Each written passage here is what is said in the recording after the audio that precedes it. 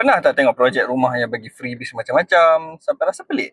Kenapa murah sangat Jom saya explain. Ramai orang ingat bila developer bagi banyak sangat free gift ni, mesti ada udang di sebalik batu kan? Tapi sebenarnya ada strategi di sebalik itu.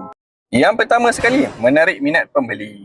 First of all, freebies ni macam strategi marketing lah. Developer nak tarik lebih ramai pembeli dalam masa yang singkat, terutama sekali bila projek tengah fasa launching. Lagi ramai orang beli awal, lagi cepat mereka secure financing untuk teruskan pembangunan. Yang kedua, dia mengurangkan kos permulaan bagi para investor. Developers yang banyak sangat bagi freebies ni kebanyakannya developers yang fokus kepada projek-projek investment lah. So sebenarnya untuk para investors kan, so ini memang satu advantage sebenarnya. So bila developer dah bagi kitchen cabinet, wardrobe, aircon, macam-macam lagi lah, anda sebenarnya dah jimat cost renovation sebenarnya. Sebab cost renovation sekarang ni memang sangat mahal. Dan nak fully renovate rumah tu memang memakan masa juga. So bila dah ada barang-barang macam ni, jadi renovation period anda tu akan menjadi lebih singkat. Dan lagi cepatlah untuk anda sewakan unit anda.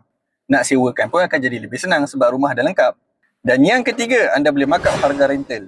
Rumah yang fully furnished ni biasanya akan tarik tenant yang premium seperti expat, profesional ataupun keluarga-keluarga yang ada bajet lebih yang mementingkan keselesaan. Yang mereka tak kisah kena berbelanja lebih sikit asalkan dapat keselesaan yang mereka nak.